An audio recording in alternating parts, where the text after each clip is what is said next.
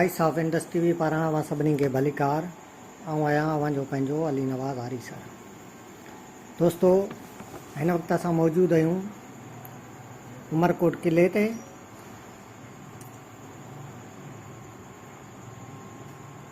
सभ खां पहिरीं तव्हांखे हिन किले बाबति कुझु बुनियादी ॻाल्हियूं ॿुधाइणु चाहींदुसि। उन खां पोइ पाण अॻिते वधंदासीं।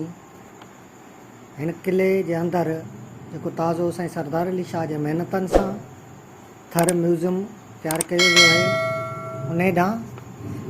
हिन सफ़र में मूंसां गॾु मुंहिंजा दोस्त आहिनि प्यारो सिकंदर उनड़, अली अरशद चांडियो, आतिश फ़कीर, मुमताज़ अली आरी सर ऐं ताज मोहम्मद आरी सर।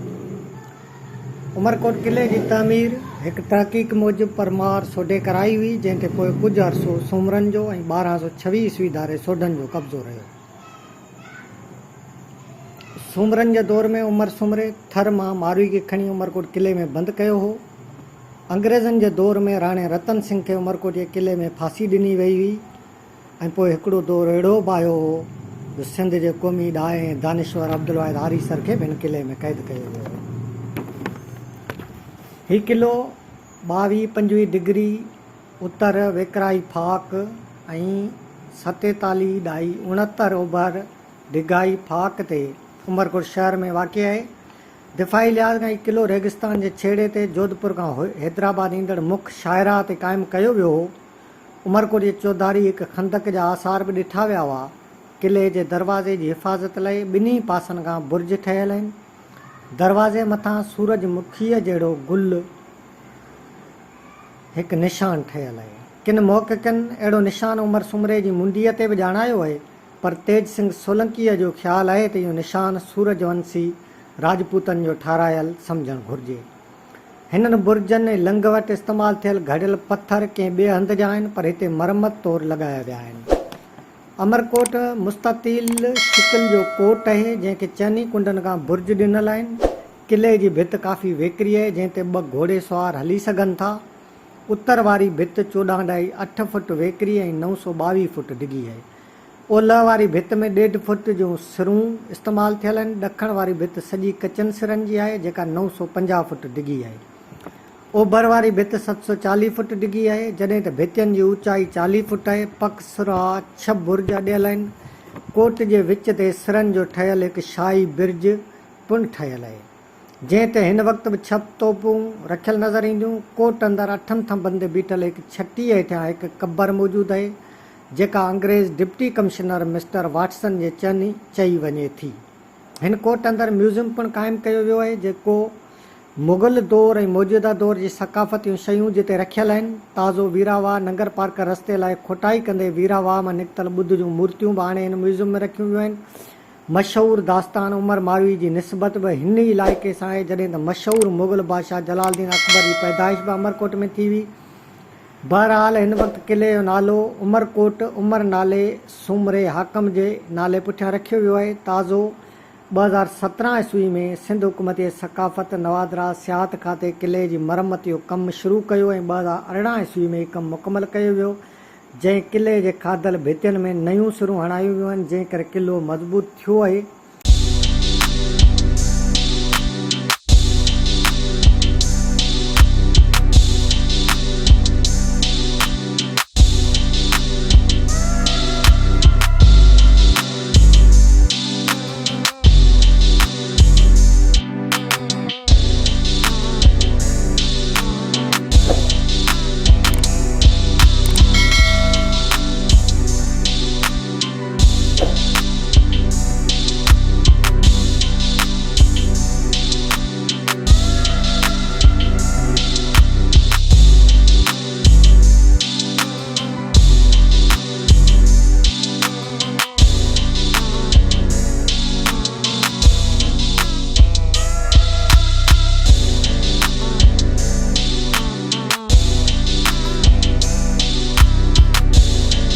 म्यूज़ियम खे नए अंदाज़ में ठाहियो वियो आहे। हाणे पाण हलूं था उन म्यूज़ियम ॾांहुं, जंहिंजो नालो थर म्यूज़ियम उमरकोट रखियो वियो आहे। हिन सॼे कम जो क्रेडिट साईं सरदार शाह ॾांहुं वञे थो।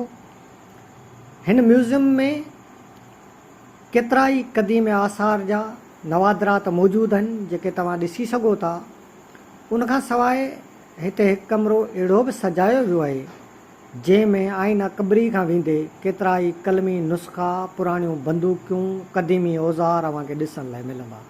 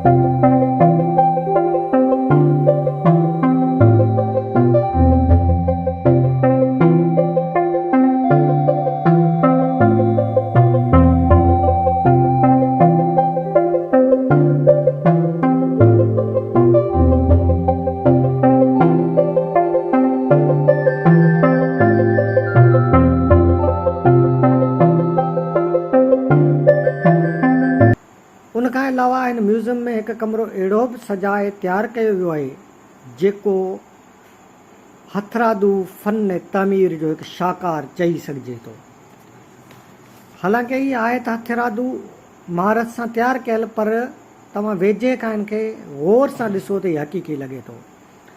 सभ खां पहिरीं तव्हां ॾिसी सघो था हीअ हिकिड़ो लोहर आहे। हीअ फ़न आर्ट जो हिकु शाहकार नमूनो आहे। हिन में लोहर कीअं लोह खे कुटे रहियो आहे ऐं भरिसां वेठल औरत चरखे खे फेराए बाहि ॿारे रही आहे। उनखां पोइ पाण अॻिते वधूं था। अॻियां वरी हिकिड़ो कुंभर नज़र अचे थो जेको चक ते मिटीअ जा थांव ठाहे रहियो आहे ऐं भरिसां हिकु औरत थांव हथनि में खणी बीठल आहे ऐं हेठि हिकु नंढड़े कद वारो ॿारु रांदीका हथ में खयो वेठो आहे। ऐं हीअ साम्हूं जेको नज़र अचे थो हीअ हिकु ॾखण यानी वाढो आहे जेको हथ जी महारत सां खटूं वग़ैरह ठाहे रहियो आहे। ऐं हीअ जेको आख़िर में गेड़ूर ते वेस सां असांखे नज़र अचे रहियो आहे, हीअ हिकु जोगी आहे जेको मुरली वॼाए रहियो आहे ऐं जंहिं ते नाग झूमी रहियो आहे। हीअ चारई जेके तस्वीरूं आहिनि या हीअ चारई जेके आर्ट जो नमूनूं आहिनि इहे तव्हां ॾिसी सघो था हिननि ते केॾी वॾी महिनत सां कमु कयो वियो आहे। हिते हिकु कमरो अहिड़ो बि तयारु कयो वियो आहे जेको उमर मारवी सां मनसूब थियल आहे। हिन में हिकिड़ो ख़ूबसूरत तिलस्मी महल जो नक्शो ॾेखारियो वियो आहे जंहिंमें उमर मारवी ऐं उन जूं बानियूं वग़ैरह ॾेखारियूं वियूं आहिनि। हीउ हिकिड़ो शाही महल जहिड़ो ॾेख ॾिए थो। त दोस्तो, जहिड़ी रीति उमरकोट जे हिन क़िले ते कमु कयो वियो आहे, हिन में जेको हीउ थर आर्ट म्यूज़ियम ठाहियो वियो आहे, ज़रूरत इन ॻाल्हि जी आहे त सिंध जा ॿिया जेके बि क़िला आहिनि उन्हनि ते बि इन तरह सां कमु थियणु घुरिजे। ख़ासि करे नए कोट वारो क़िलो जेको पंहिंजी तर्ज़ तामीर में सभिनी क़िलनि खां वधीक सुहिणो नज़र अचे थो, उन क़िले जे अंदरि बि हिकिड़ो अहिड़ो आर्ट म्यूज़ियम तयारु कजे।